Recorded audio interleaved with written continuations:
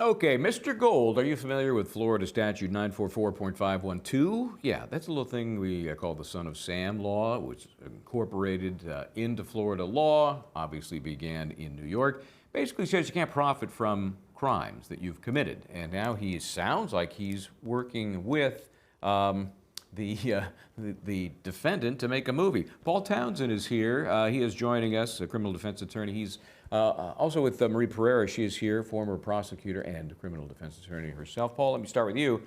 Did they dirty up this guy enough? It just sounds like his motives are a little tainted.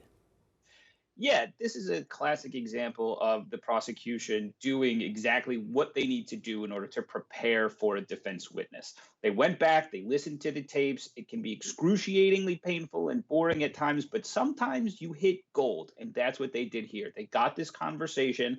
It is everything that they need to completely discredit this witness and show that he is motivated not by some altruistic sense of trying to do the right thing and show that Nikolas Cruz had such a difficult life and that he deserves a little bit of sympathy. It shows that he is motivated by money for himself. And in that vein, you can even see the people in the gallery, their eyes were bugging out when he's admitting to having this conversation, which he really can't deny. And I think the prosecution did an excellent job of just taking everything that he testified to and showing that it is all completely selfishly motivated and should be completely discarded. Yep, and I should say, one of the best quality jailhouse calls I have heard. Very clean, very nice. And of course, then after that cross, the defense did get a chance to rehabilitate Mr. Gold. Let's watch. You To know, me, it was terrible. I understand. I would expect that the prosecution has listened to every single jailhouse call and was not surprised by this. And it might have made me think, well, maybe we don't put this guy on if I'm the defense counsel. Paul, what do you think? Was there a way to tailor his direct examination by the defense to avoid that whole issue, or was it going to come up anyway because prosecution knew about that call?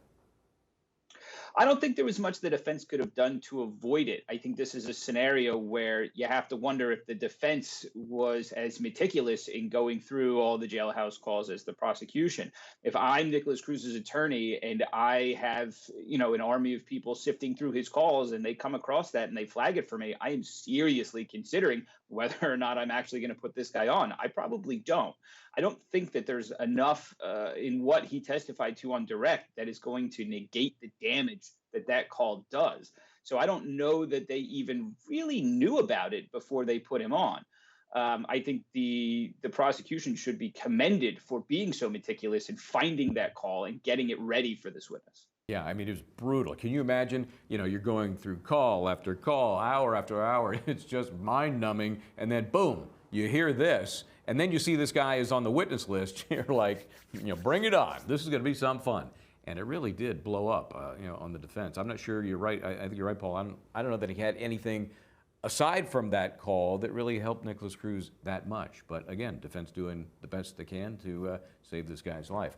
We're going to take a quick break here. On the other side, we've got a brand new case coming up. I think openings are next Tuesday. They already had a site visit, though. Kind of weird. Pick the jury, take them to the site. This is the George Wagner IV case out of Pike County, Ohio. Our own Anjanette Levy is there. Went on the tour of 4 murder scenes that resulted in the deaths of 8 people. We're going to talk to her right after this.